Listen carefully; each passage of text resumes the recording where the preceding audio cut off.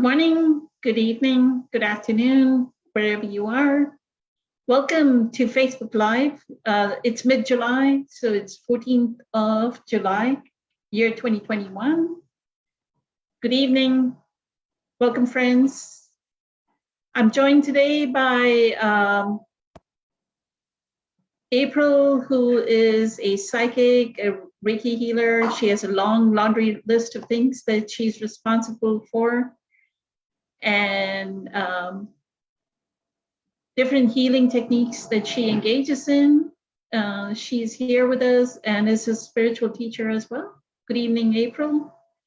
And we are also joined by Eileen, who does an incredible job at keeping us streamlined and actually engaging everyone online, connecting all of us so we feel one seamless connection. So she's the glue. Thank you, Eileen, for being here. So the question today I have is, I'll start off with you, April. This was posted on our Facebook group, and there were a lot of responses. So I wanted to see if we could explore it. And hopefully when Caesar joins us, we can talk about it a little bit then as well. The question was, this person created a free training on uncovering subconscious blocks, preventing you.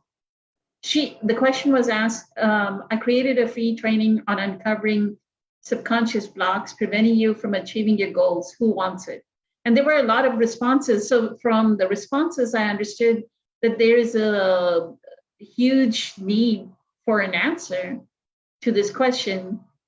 How do I uncover my subconscious blocks? And it is preventing me from achieving my goals, right? Does that not make you feel that way? That is like a huge desire if so many people responded and said, yes, I want it, yes, I want it. So did you want to start off on what is an subconscious blocks that could be preventing us from achieving our goals? And then Eileen, you can think about it too. Okay. So this is, it's kind of a big topic, actually. It can go pretty in depth. We have been, I know us as a group here, we've been kind of exploring Joe Dispenza's work. And Joe Dispenza is a big one that talks about the unconscious mind and these subconscious beliefs that are back there. So and then the NLP training that I have, that neuralistic programming, it's a big issue in that field as well. So the concept is that 4% of your brain is your conscious brain. That says, I'm sitting here on a couch talking to you right now. That's what I'm doing. That's my conscious brain. That's 4% of my conscious brain. Okay, 96% of your brain is your unconscious, so your subconscious. The key with that is that it's subconscious, meaning I'm not aware of it. And the other part about that is that it holds all your garbage and it drives the truck. Okay. So when you're walking down the hallway, you don't walk down the hallway and think, I need to blink my eyes and I need to breathe and I need to beat my heart and move my left leg, my right arm. I need to do, you don't think about these things. They're all unconscious. So as you're going through your life, most of us, because only 4% of your conscious mind is aware of what's going on, most of us live our lives from our subconscious mind. Your subconscious mind holds all those beliefs that were created in your childhood. There are some people that those subconscious beliefs get created as a teenager, some at a different point in life, but I'm going to say that almost 99% of your subconscious beliefs are created from that age of 0 to 7. Okay. And for most of us, most of the beliefs that we create, we don't know how we created them. We don't remember how we created them. And most of us are not aware of them until we either, some triggering event happens, we go to therapy, treatment, we have our dark night of the soul, and we start our spiritual awakening. Then we start to uncover all of these negative beliefs. So those unconscious beliefs are in the subconscious part of your mind, and most of us are not aware of them. So I'll just start there, and then you can let me know. Keep asking questions. So you do think therapy helps, like psychotherapy could help? So therapy helps if you get to the right therapist and they are able to. So that's kind of one of the things that I do. I use a lot of what's called CBT. I also use a lot of Gestalt and Adlerian. CBT is cognitive behavioral therapy. And what I do is, as the person talks, I am listening for those gaps. I'm listening for yeah, I like myself, but I can't seem to ever hold a job, or my bosses never seem to like me, or I always seem to have bad relationships. I'm looking for those gaps, and I'm like, well, why do we always have a bad relationship? There's something there. That's that unconscious belief that is saying, I'm not truly worthy of love. So energetically, now we're going to bring it back to the spiritual. Energetically, I'm projecting this energy that I'm not worthy of love, and I'm attracting people who don't know how to love properly, right? So if you get to the right therapist and they can find those unconscious beliefs, it does help. It does help. Beautiful. Thank you, April. Eileen, do you have anything to say about these? When I read the question, what came up for me, and maybe because I obviously haven't been doing this as long as you have, but what came up for me is that sounds like limiting beliefs. I feel like that's the same thing. And we talk about limiting beliefs a lot in our Facebook Lives. And that's actually the topic of your book as well. And so I definitely do know about the 96 and 4% that April brought up. And I do think that Jillian, even who was here with us last week, she talks about limiting beliefs and the steps to being able to remove those or preventing against them so that we can reach our goals. So I know that that's something that's possible.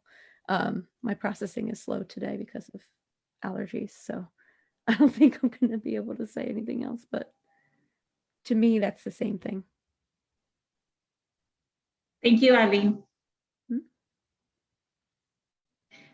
So one of the things, April, that Dr. Joe Dispenza says is the body is holding that memory, right? He has this, in Becoming Supernatural, he says, you wake up, you brush your teeth with your right hand, then you walk to the coffee machine, and then you don't even know that you got to the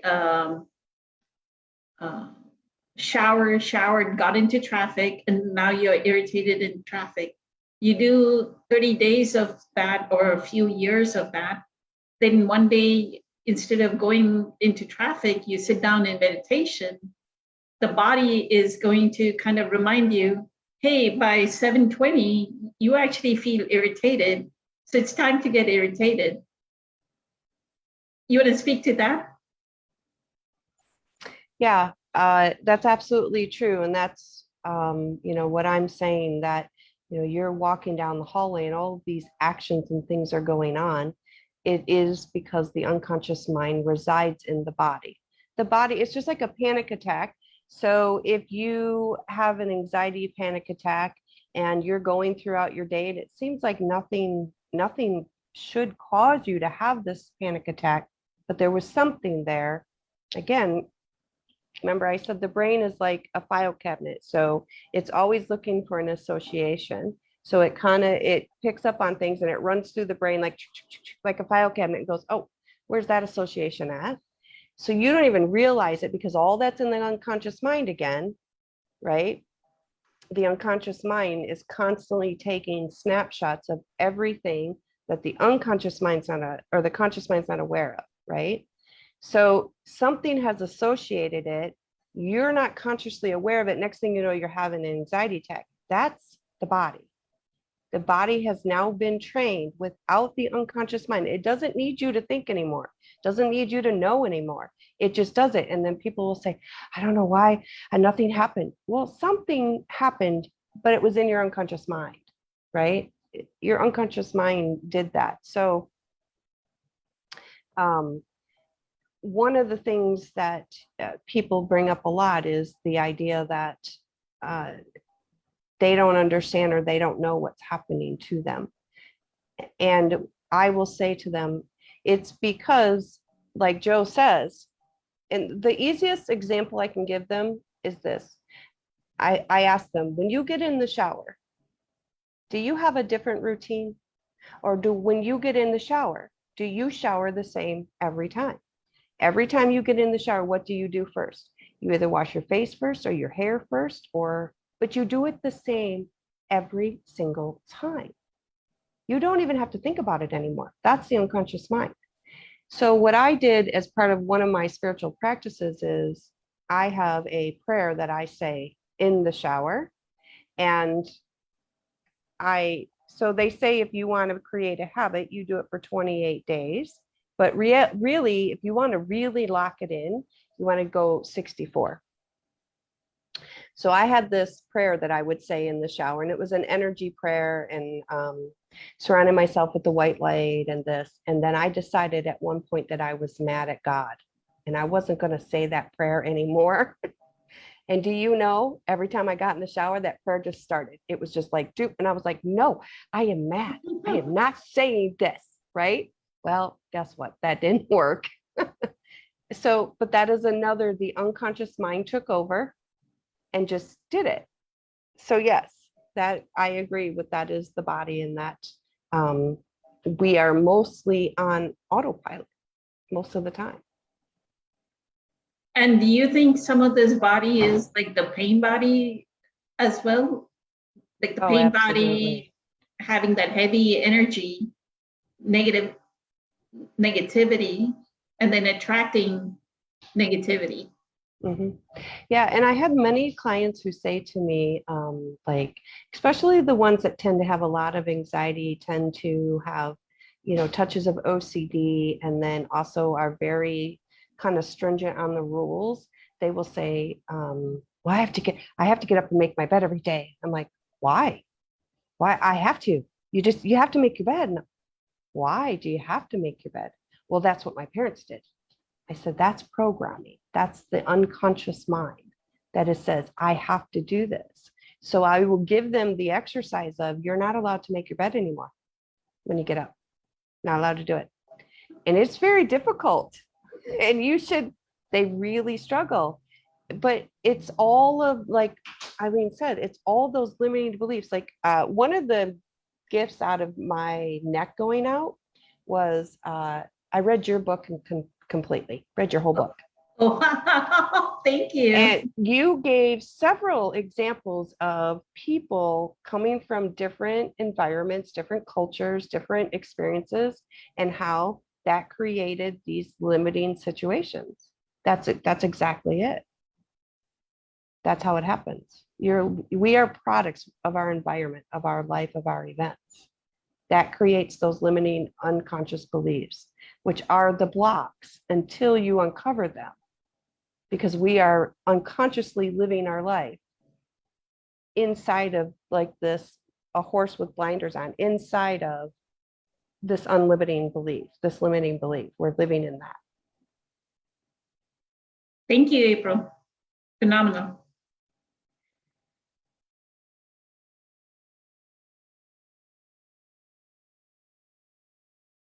Eileen, did you want to say something about memory of the body? Sorry. I do think that from experience, not because of anything that I've read, but I do think that memories do get stored in our body, like April was saying. Um, things will happen. Like she was explaining, like with a panic attack, just came out of nowhere. Not sure. And even have that happen with like children where, suddenly like things shift and something happens and like, I don't know. I have no idea. It just happened. But I do think that memories are stored in the body and that those things can come up as a result of conditioning and limiting beliefs that come from those. I don't think I can really add any more than what April said. Like I said, my processing speed is a little bit delayed today. Thank you, Eileen. Good evening, Caesar. I think I'll have to post the question back to Caesar, right?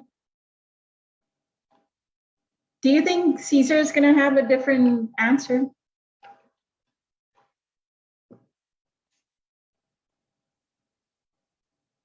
So we were talking about this person that actually posted Caesar on our Facebook group. They said, does anyone want help on uncovering subconscious blocks preventing you from achieving your goals? So we were talking about that the unconscious blocks are actually stored in our body. Like Joe Dispenza says that, right? Like the memory is stored in the body. The subconscious mind is in the body. So did you want to say something about this topic? Sure. Mostly conditioning, I think. A lot of it, I believe, has to do with the environment in which you grow up in. I just had this conversation with somebody the other day in regards to their entire family has a long lineage of attorneys and judges and police officers. Well, other friends of mine are, parents and grandparents and great grandparents all grew up in the construction trades, and that's what they wound up to be. So it's not, like impossible to go from one extreme to the other.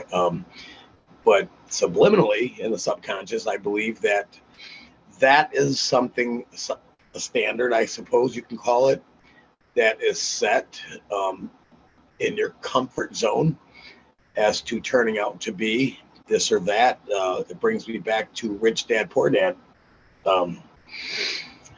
He makes a lot of reference in regards to that. Subconscious blocks can be anything from it's too hard, it costs too much money, it's too much work, I'm just not cut out for it. However, in the back of their mind, they might have that dream and aspiration, and it's just a matter of, releasing and going for it. And it's not even about the hard work, it's about alignment in achieving your goals. So manifestation 101, I believe. Speak it, write it, think it, feel it, have it. So uncovering the conscious blocks, what is the actual question? How to uncover the subconscious blocks? I'm asking, what are subconscious blocks that prevent us from achieving our goals? Yeah, I think it is embedded in there, and it could be part of like the karmic deal that you may have carried over as far as what that entails. But the rest, I believe, is conditioning in the environment in which you grew up in. I would say a large percentage of the people who achieve or don't achieve something is based on, more than likely, the environment in which they were raised in. At least that's how it appears from my side of the fence. And yeah, so the number, some of the subconscious blocks is, I too much work. I don't have time for that. I just don't have it in me. The schooling is too long. Things of that nature. Resistant thoughts. That's like Abraham Hicks refers to holding the cork under the water. The only thing that stops things from showing up in your life is resistant thoughts about it. So, ultimately get out of your way and allow things to happen. That she calls that the art of allowing. Yes. So, subconscious blocks are any resistant thoughts that you have about any particular anything. So I don't think I can hold on to this job, or even I'm not achieve it. strong. I'm not strong enough. I'm not strong enough to do this job. I'm in a construction, this thing. I'm not strong enough to endure it all day. Those are limiting the subconscious mind. Sure, I think we can even go a little deeper, and without even putting them into play, how about just being comfortable with a lower standard of something, to where this level never even crossed their minds. They've never had the dreams or aspirations of achieving something greater than what their parents or people around them have done. So that goes even a little deeper without even, you're talking about the subconscious. So that's not something that's on the forefront. So it doesn't really necessarily mean of, resistant thoughts. It could just be subliminally there. And that's that. Yes. Thank you. Thank you, Caesar. Beautiful. So that makes a good segue into what I've been promoting with some of the core group of people that I know on this group. But this is an offer to everyone. Like, we want all the members. We are here to uplift each and every member. It doesn't have to be, oh, I want April uplifted, or Caesar uplifted, or Eileen uplifted. We want each and every one uplifted. So one of the things that I had, and I've discussed this in my previous sessions, one of the things that I have started doing is taking up coursework that is related to the self-education industry, or knowledge broker. Tony Robbins and Dean Graziosi promoted. So what Caesar is saying, then you can limit yourself and say, oh, I can only clean homes. That's all I can do. But you will realize from the stories that come out of what is right now in the knowledge industry, people have started as immigrants, come to the US as immigrants, figured out that, oh, as an immigrant, I actually know how to upsell myself. So now, instead of doing just a cleaning job, I have a better job, or I've become a manager. So she starts to teach that lesson, right, as a course on the self-education platform. Then she starts to make $100,000 a month just teaching other immigrants how to get a better job, right? So this is something that each and every one of you needs to think of. Like what Dean says, right? Everyone has a mess, and April and I and Eileen have discussed this. We were given an experience. We had a mess. We can always convert it into a message. And if you can convert it into a message, that message can be a workshop, that message can be a coursework, that message can be a book, that message can be some creative way. We are born on this earth to be creative, not to do a job in construction, not to do a job in cleaning, or not the 8 to 5, pull up your spreadsheet and you're entering data into a spreadsheet. You're not, human beings are not here to do all that. Human beings are here to be creative, and creativity implies we are painting, we are writing, we are returning to source at that point in time. We are getting into that flow state. So I would challenge everyone, think of yourself. How can you upscale your life? How can you reimagine yourself to be your infinite potential. That's why we say exploring the infinite potential in presence, right? The name of the group, be your infinite potential. It's a great pointer, Caesar. So April, I think Dr. Joe Dispenza says to make your body lose that memory, chakra needs to be in alignment. That's why he has the blessings of the energy centers. And we had a beautiful meditation last Friday. So did you want to offer what are the ways to heal just the memory in the body? Yeah. So I don't remember exactly when it was in my learning. It was a year ago or maybe a year and 2 years ago. One of my daughters, I get to kind of, all of my girls, I get to talk about this, but one of my daughters, I get to have, it's a child that I've never seen somebody talk on the phone so much. This child don't get off the dang phone, but she just loves to talk. Good Lord. But I get to kind of have a little bit of deeper conversations with her. And I said to her one day, I said, all spiritual teachers did energy work, all of them. They did some form of energy work, whether it was working with the chakras or it was being a yogi or whatever it was energy work. That is the key. That's the key.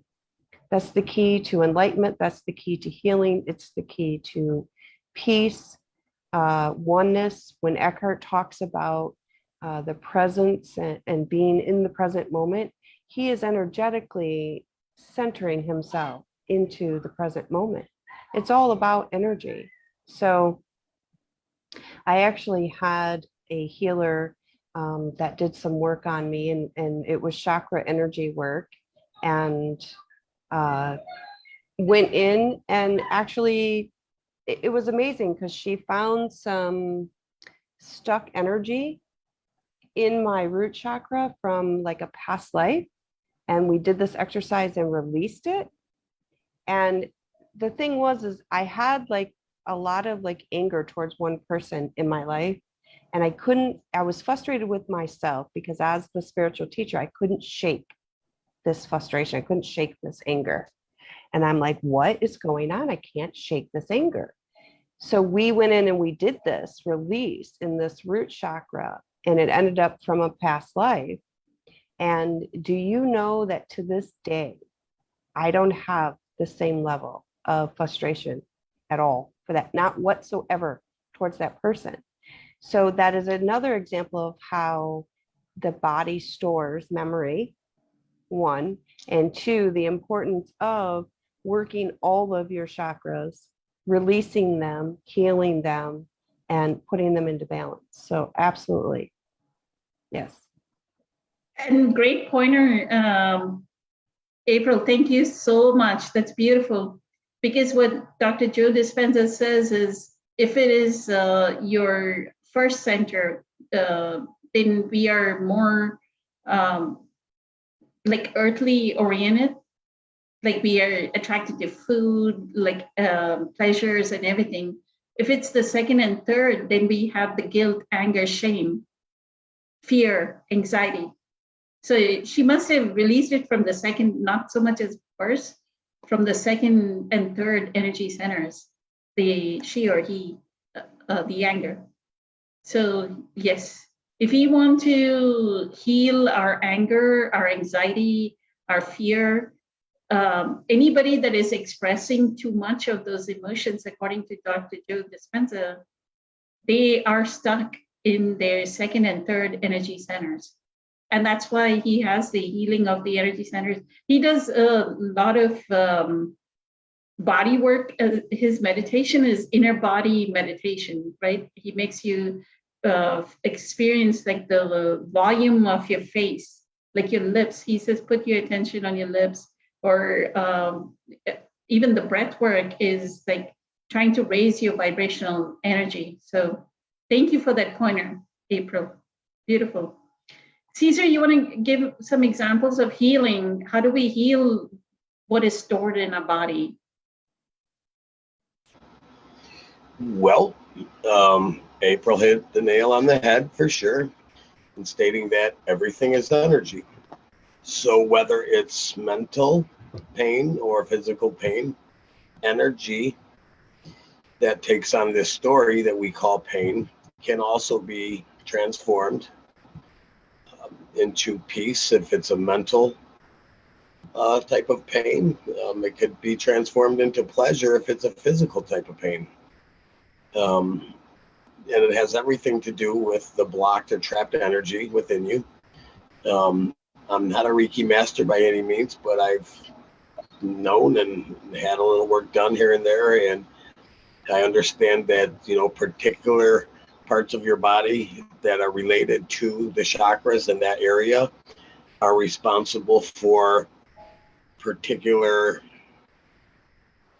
aspects of your life. Like when you have a sore throat, it is your truth is being blocked in some fashion. Maybe April can clarify on this a little bit for me, and so on and so forth. But pain is just energy that takes, it's blocked energy, or trapped energy that takes on a story. You are able to change the story of that pain by simply giving it another definition. How do you do that? You just do. No definition is set in stone. We only obtain that definition because that's what we're told. That's what we're taught. That's what we're conditioned to. So to change the story of the pain is simply a choice. And a choice to what? A choice to do so. It's not all that complicated, but if you really understand even slightly how energy works in this universe, and like April was saying, how the energy gets trapped in your body and becomes blockages, like Eckhart calls them pockets of resistance, and they trigger the pain body. In the same fashion, you know, one obviously is to release whatever it is that is causing that.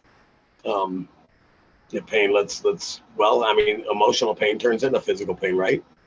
So I guess to get to the heart of it is through acceptance.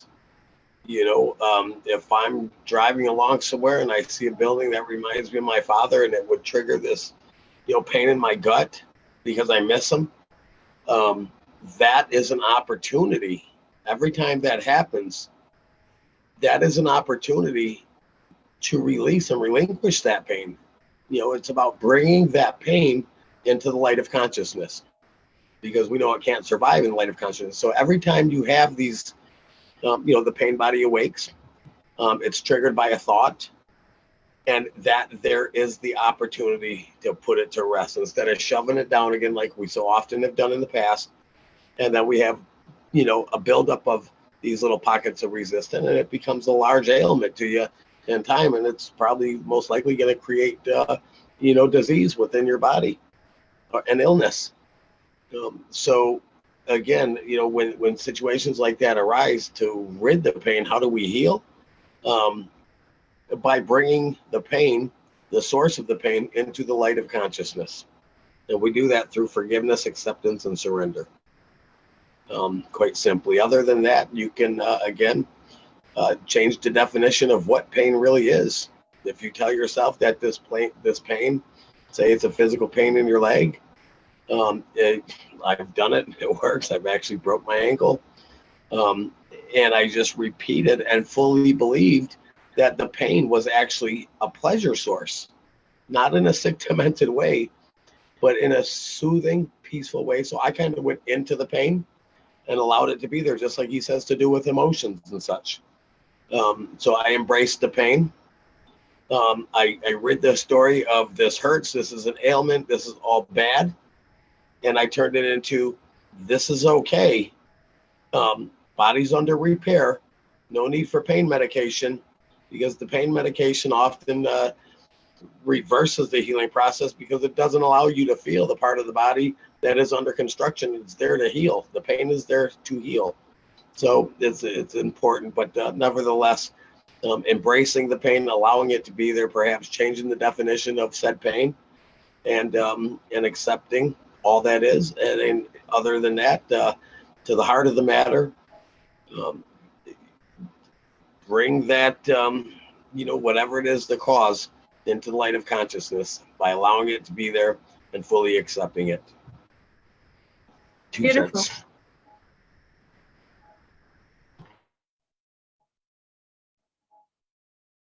So what I heard you say is, I'm thinking mine can say, oh, don't feel the pain, but we have the capacity to allow it the spaciousness of presence.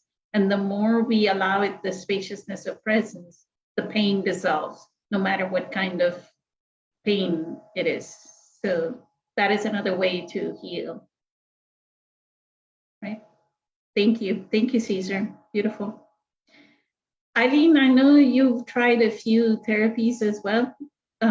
What dissolves some of the pain? For me, full acceptance, like Caesar was saying, but for me, not just the acceptance of what is, which then gives, like you said, space for it to be, but also gratitude. That's how I have done it, is, I'm accepting and grateful of all that is. And I was actually just talking yesterday in our podcast about different types of meditation and about not pushing things away that like come up during meditation. So pain, tension, all of those things, like it's very important that we give it space. Our body is like speaking to us. And so it's needs your attention, your awareness, and pushing it away or taking medications, which can be good short term. If you need to get yourself in a place, like for me, a place where I could actually meditate. But no, it needs to be given space and your awareness, the attention, and it really does allow it to resolve itself and dissolve.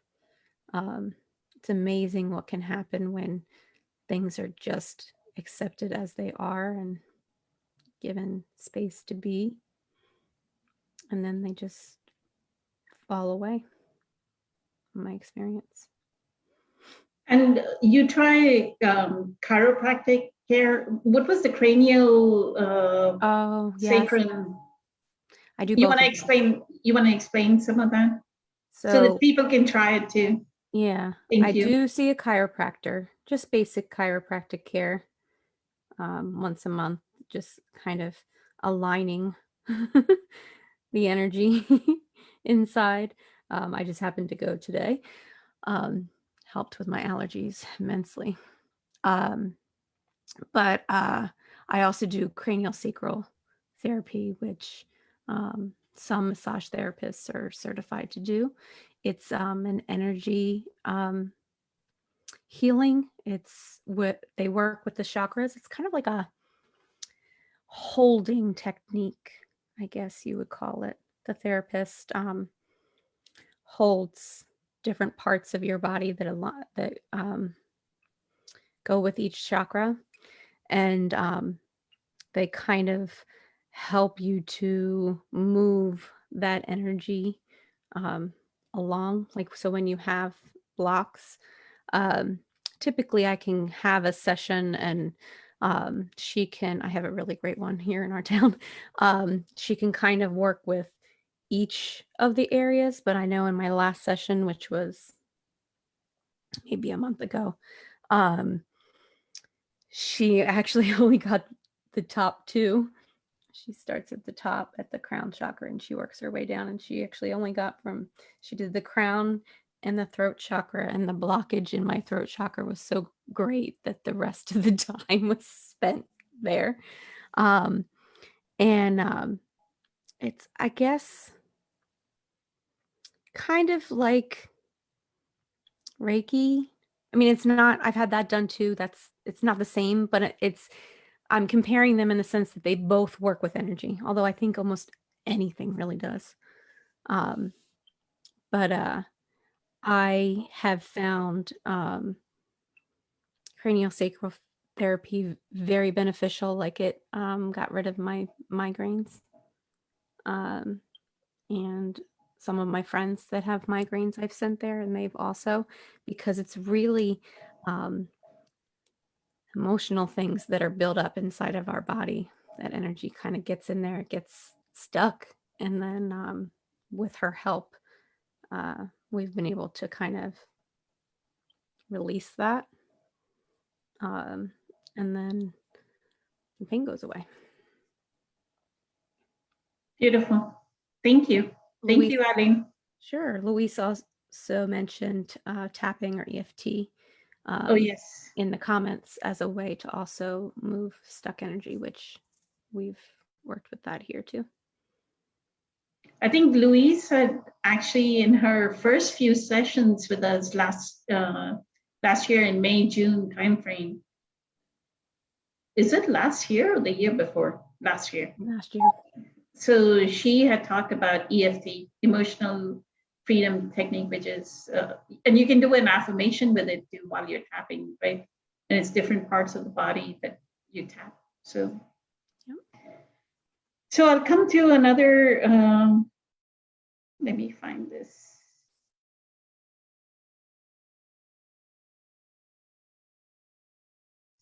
So this person posted, and April, this is a question, and I'll try and, while you're talking, I'm going to post the whole thing on here on the chat.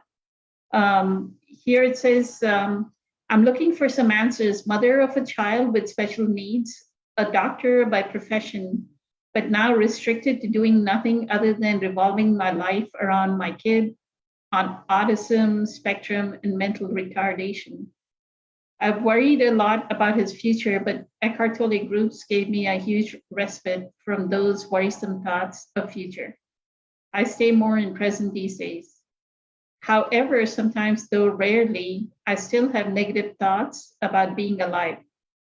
Little bit from the past, I used to be a deeply religious person till just maybe 2 years ago. Then with all failures associated with my son's illness, I completely lost all faith in what religious scriptures had to say.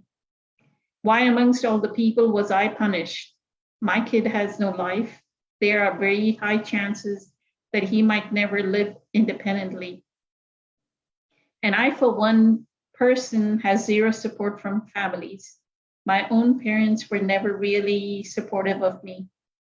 I had a bad childhood, and on top of that, met a psychopathic mother-in-law who hated me simply because I don't fit in the picture of her daughter-in-law that she wanted. She tried to make me sick by poisoning my food. Whom do I turn to for support? There is really no one. Everything was completely fine for me. I was a very independent person till my son got born. And since then, last 7 years of my life have been a prison, a living hell. You want to offer some advice? You got the gist of it, right? I'm going to try and find the post and then copy and paste. Yeah. That's a difficult post. There's definitely some suffering in that. A lot of it is mindset. A lot of it is non-acceptance. I myself can relate, not on that level, but I can relate. I have children with disabilities, and I can tell you my youngest daughter is deaf, and she was born that way. And what I did some research on it, and then I had genetic testing done, and it's similar to cystic fibrosis, which means that both parents have to have the gene in order for the disability to happen. And the chances are like 1 in 4 children will get this in a family. But what are the odds? Really? What are the odds? So when you look at, so to finish that thought, when I found out that there was going to be something wrong with my child, I was doing my internship for my counseling degree. I had to do 800 hours, and I was working in a substance abuse facility where the moms were using drugs. And I watched all these babies be born, just perfect little babies be born. And here I'm on the other side trying to eat right and do all these things, and my child is disabled. So I get that phrase that she's saying, why was I being punished? The reality, though, is that you're not being punished. That one, like I said, I had an idea of this as to, why did my daughter choose? Because we choose our parents, we choose our race, we choose our sex, we choose if we're rich, if we're poor, if we're from India, if we're from Michigan, we choose that. Why would my daughter choose to be deaf?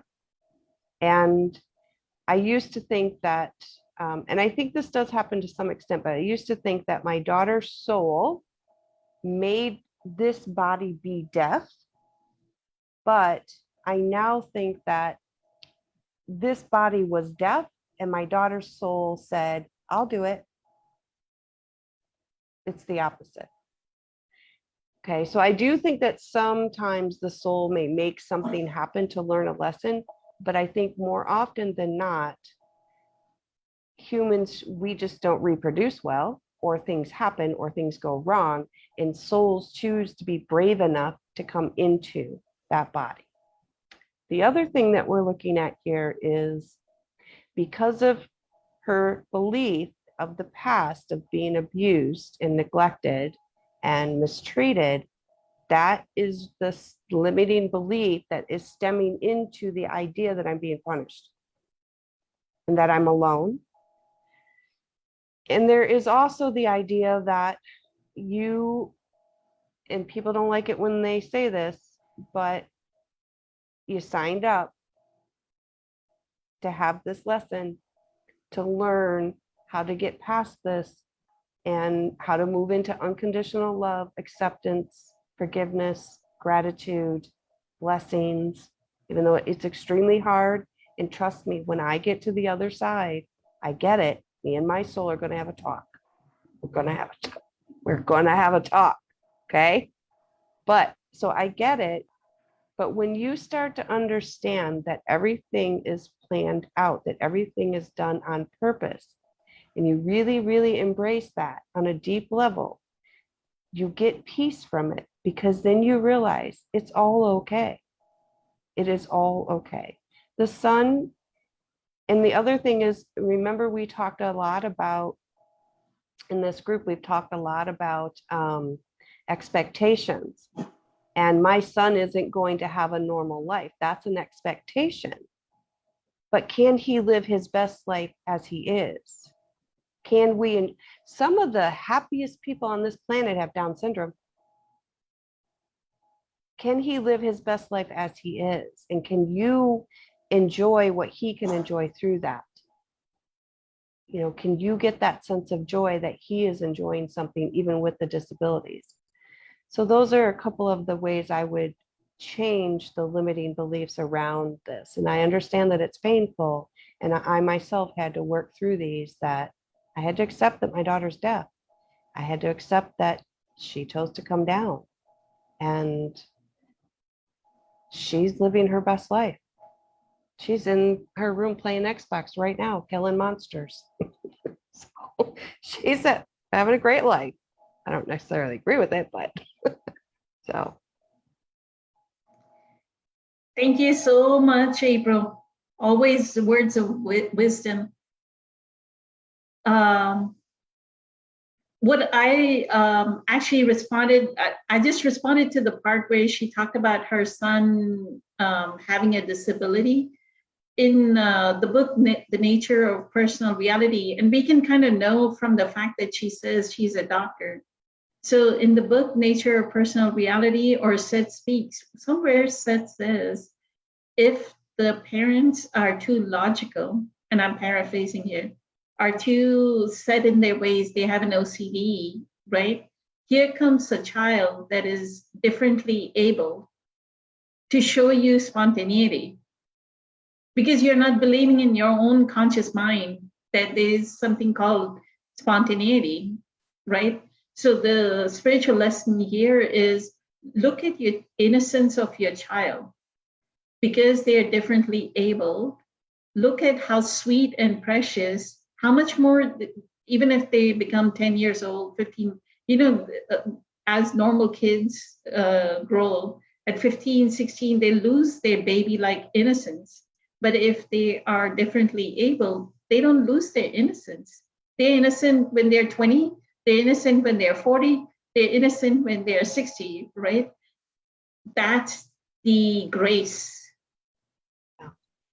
The other aspect is, I did this too, was if when you don't understand that we pick our life plan and that everything is done on purpose for you to grow as a soul, we blame God. Yes. But when you realize that it's not God, God didn't say you're going to go down and have a bad life, that your soul said, I'm going to go down and have some big challenges, because she's got the religious piece in there. I was angry at God too until I realized, oh, it's my fault. Sweet. So that's the part I had about the child. And as I move around, maybe I'll get some more. A doctor.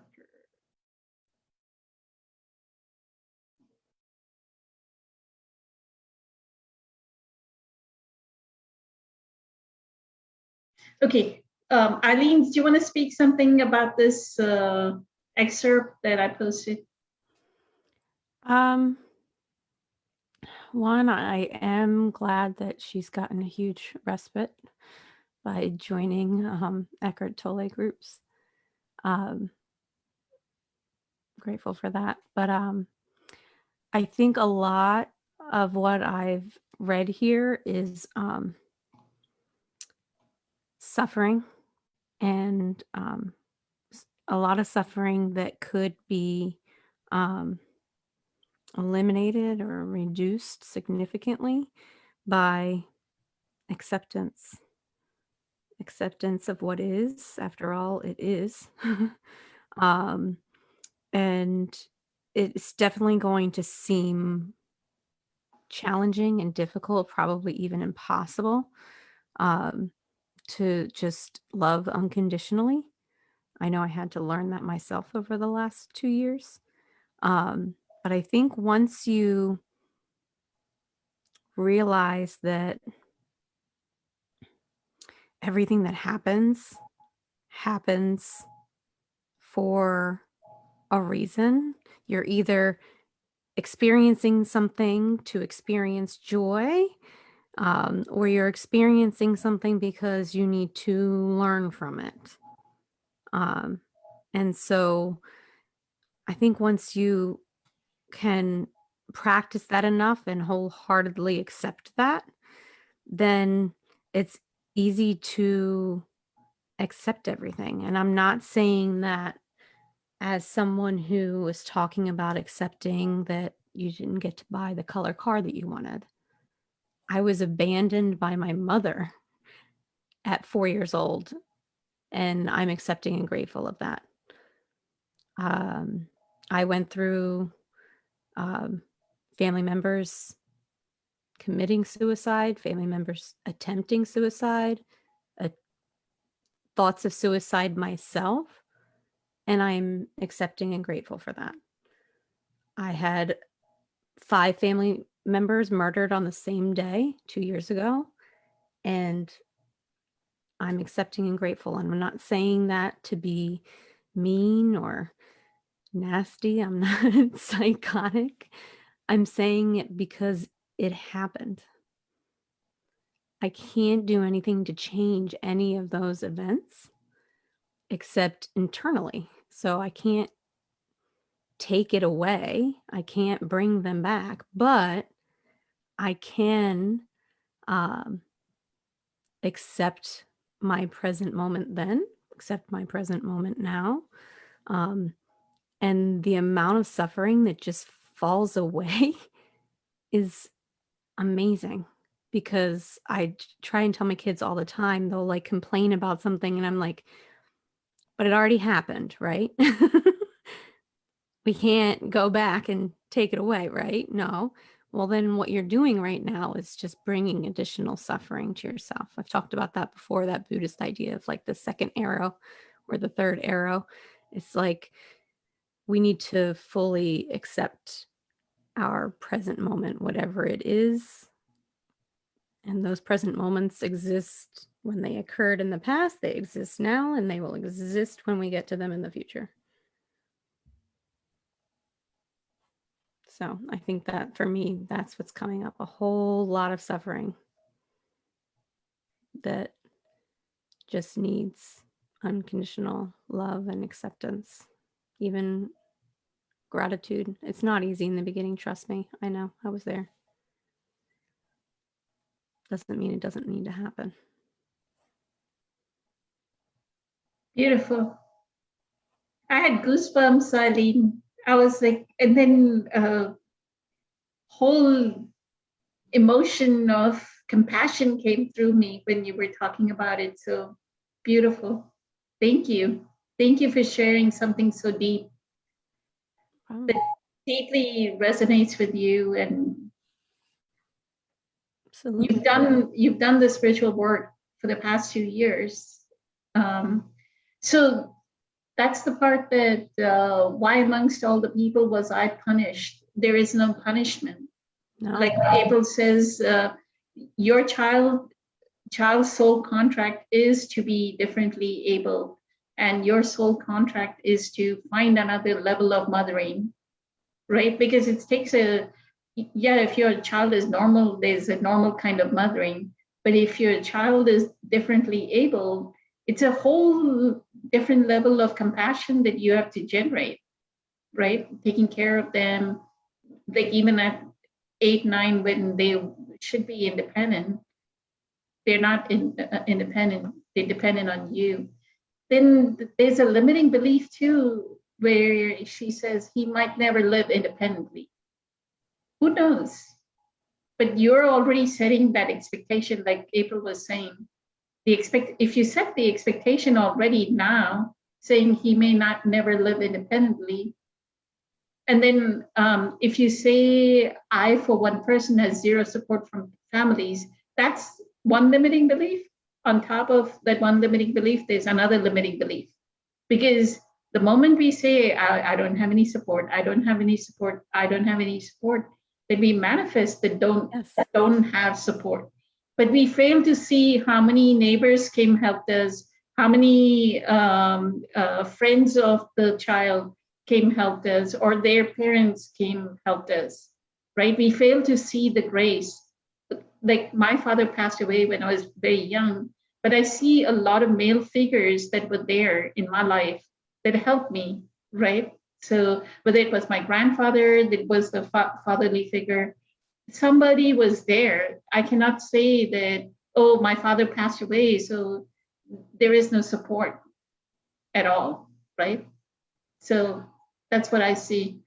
Thank you so much, Eileen. That was incredible. So I appreciate you sharing that acceptance, that unconditional love, that radical, compassionate surrender, the surrender to what is. And if you want, whoever posted this, read The Meaning of Surrender, chapter 10 of The Power of Now, over and over again until you get, and all these lessons, the mother-in-law not liking you, whatever your obstacles were in your path, are teaching you, look, the mother-in-law didn't like me. That's another spiritual lesson of surrender. You didn't learn that lesson. Now here's a child that you have to surrender to. So that's how it works. If you don't learn the first lesson, a second lesson is a yes. Eileen. I know. Yes. The cycle keeps cycling back over and over and the intensity of the lesson will increase, because it like Eckhart says, right? It wants to whack your ego out of you. It wants to shake you up. So you didn't get for the first lesson from the mother-in-law, now the second lesson, or I don't know how many other lessons. So let's move to Caesar. Caesar, you want to say something about what this post is? Sure, I'll just kind of reiterate what both the ladies had said. Yeah, it's not, life doesn't happen to you, it happens for you. In the same way that it's offering you a lesson, and then the whole mindset brings forth this really low vibe and energy of that you're being punished. And that also translates to your son that you're carrying around. So you now are sharing and multiplying this low vibing energy, and it's compounding to the point of want to rip the hair out of your head when you have the ability to turn this ship around by, like the lady said, acceptance for one. Maybe this is what this whole thing is trying to teach you. I don't know.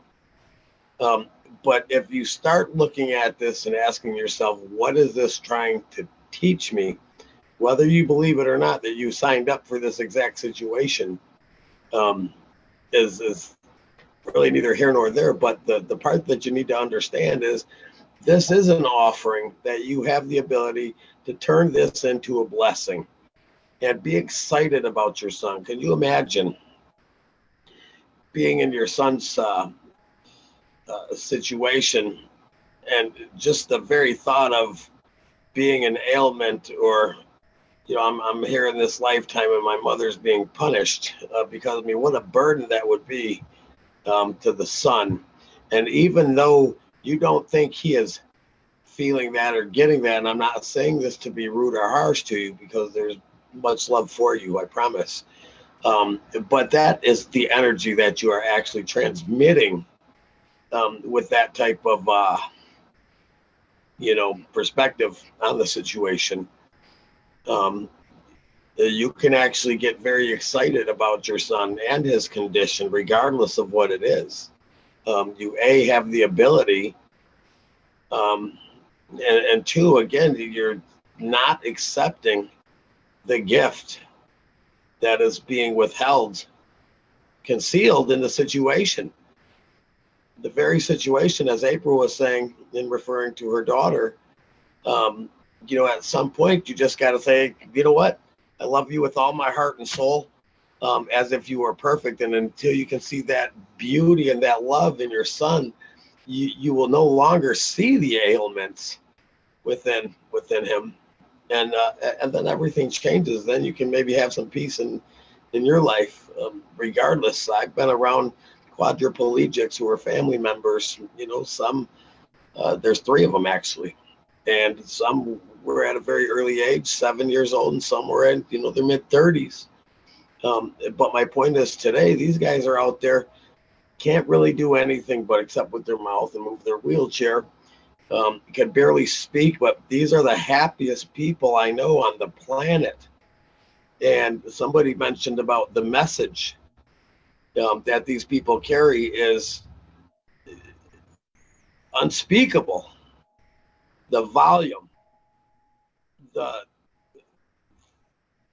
power within their very message, saying, I wouldn't have changed a thing. I wouldn't change a thing today.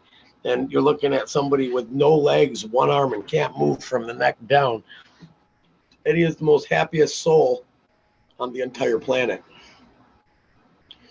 It took him 4 years, a particular friend, 4 years to get his mother and his father to shake that very same attitude and perspective that you have now.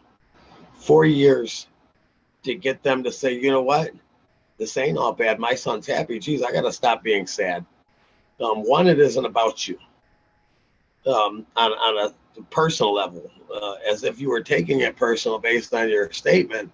Why am I being punished? There you go. There's your victim mentality. That is the ego at work. And until you understand what the ego actually is and how it affects your life, you will continue to suffer.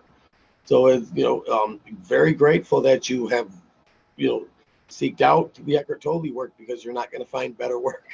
I promise you, there's no coincidence that you're here now. I hope this information guides you along your journey and gets this turned around for you, because it can happen in the blink of an eye. The work that Eckhart Tolle teaches, and thanks to people like Poonam that put that exclamation point and want to share that message with so many people, is just incredible. And I thank God every single day, beyond grateful in every way, shape, and form for not only Poonam, but this panel and the people that join in and talking about. Even this conversation brings me back to a place where I can't help but to be overwhelmed with gratitude. I almost feel like crying right now, but it's just a show of gratitude. But again, you are on the right path in having this conversation. And, you just have to change the attitude, change the thinking a little bit. Wayne Dyer, when you look at things different, things change. In other words, I forget exactly how it goes. But the point is, you really have to switch gears here, look at it in a different light, see the beauty and the love within your son. You will find it also within yourself and everybody and everything around you. And life then becomes a very beautiful, loving, compassionate place, like you've never known, I promise you. So welcome to your journey. Amazing. Thank you so much, Caesar. The 2 points that I took away was the one is her energy, the way it flows into the sun.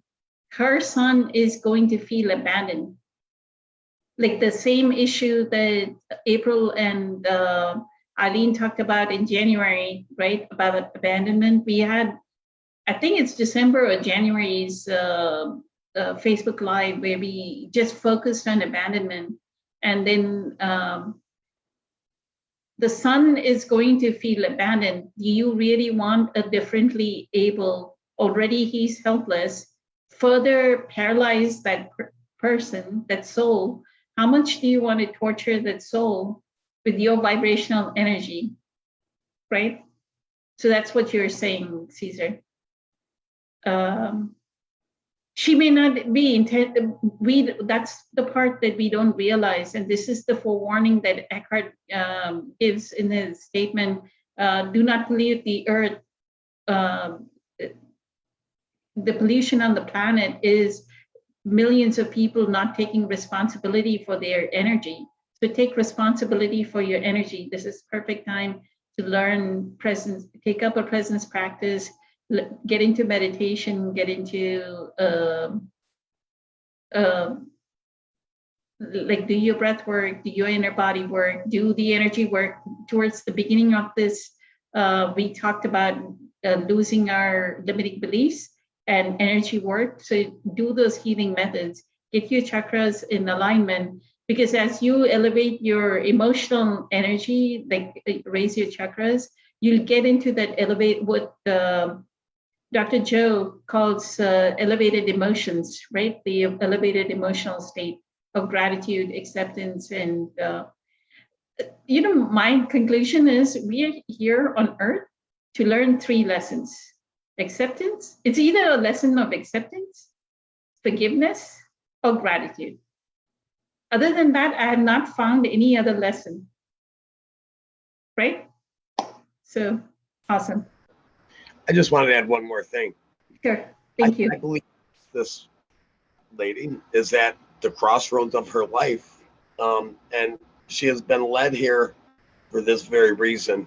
And if you're listening or you watch this later, whatever, and this message gets through, dedicate your very soul to getting through this period with your son and understanding first and foremost what this is about. This lesson that is concealed within this situation that's now causing you so much pain will ultimately, I promise you, be the biggest blessing that you could ever learn in your entire life. You can never find a bigger blessing after once you get this and you actually receive that gift that it is offering through this tragic, seemingly tragic situation. boy, life will be beautiful. Thank you, Caesar. The second point that you made was about taking on the victim identity. So there's a lot of victimhood in the whole passage that was written. And this is another thing that we've stated quite a few times in the Facebook Live Q&As, that Eckhart in School of Awakening, in his module, The Teacher Called Suffering, he says the victim identity is so disempowering because the ego does not even have it is so seductive to be a victim. I mean, I don't have a luxury, I don't have a BMW, I don't have a Mercedes, I don't have a house, but look, I can sit here and say how miserable my life is, right? I don't need anything. I don't need a good job. I don't need anything in my life, but I can sit and let my ego grow in that victim identification with that victim story, that victimhood. So drop the victim story and, like Caesar says, see the grace in this child who's going to be a treasure once you realize your presence power, right? So, and go back to being a doctor. You don't need to hire somebody to do the caring of the child, and be a doctor, grow in your profession, leave your potential as a doctor, and then the child will grow. Give your child enough attention as well. Or 8 months be a doctor, 4 months stay home, take care of your child, and have a caregiver of some kind. There's always a path of least resistance. So, Eileen, I think we'll end at this, but you had something that you want. I know you're not feeling well, Yeah. so we can end at No, 'cause whatever you have to say. Caesar was talking and I get goosebumps a lot, but I had goosebumps, and it's like they went not only from usually up and down my arms, but it like went all the way up on my face. I was like, because I totally resonated with what he said. It's the truth. But I wanted to add that in my personal experience, and I know that this is the case for others as well, that this radical acceptance and, unconditional love and gratitude for what is, not only will it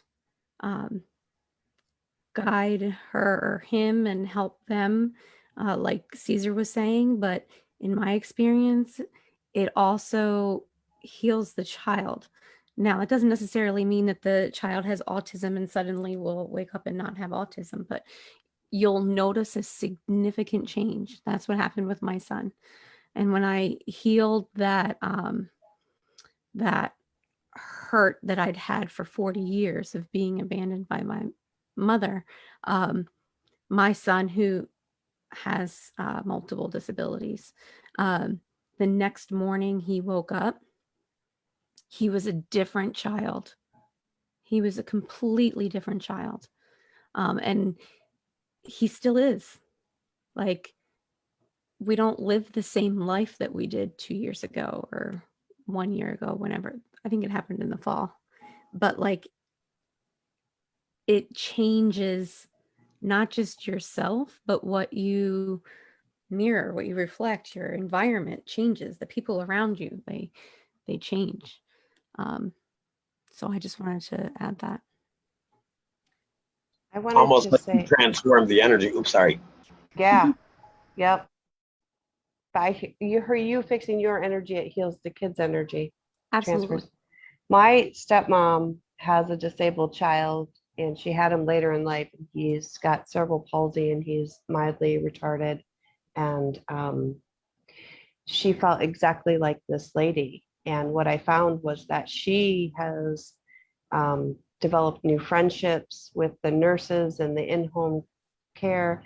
But also what I can't help but keep thinking is that she should go back to being a doctor. But what if she started a group for support, but it was a spiritual group for support with children with these disabilities, because she's saying, I have no support.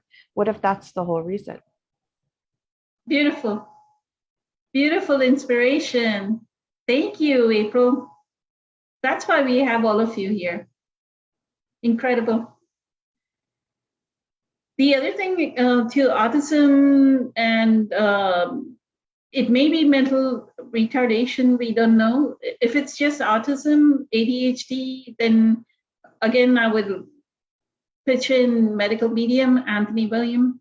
He has this book, Cleanse to Heal, in which there is a list of supplements and a diet prescription for autism as well. So he does, you can do less sugar, take out gluten, take out dairy, and you'll see there's a difference in the child's behavior. You don't have to give them processed foods, give them natural. A lot of parents have told me that if they have kids that are on the autism spectrum, then what they've taken away is the, as long as they take away the gluten. So here in the US, we have almond flour. There are certain different flours that people make. Yeah, don't deprive your kid of cake, but there is gluten-free flour, right? So good. Everyone feeling good? I think we can start. We had like an incredibly amazing session. You were going to say something, Caesar? Yeah, I was just going to say hats off to the amazing energy, and it seemed to be a great topic of discussion. And again, what you was just saying about the intake of food also being energy and how it affects you. And yeah, just I'm really grateful, and I love everybody. And yeah, awesome. Feeling really good. I hope everybody is as well. Very grateful for you guys. Thank you, Caesar. Incredibly amazing. So on this high note, on this elevated emotion, let's meet again next Wednesday. And honor and a privilege to have all of you here, April, Caesar, and Eileen, and everyone out there. Louise is with us always.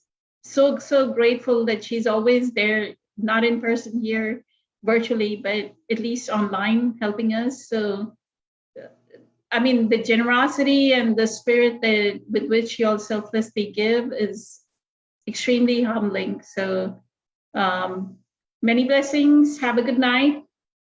I'll post this recording. Thank you. Much love. Good night.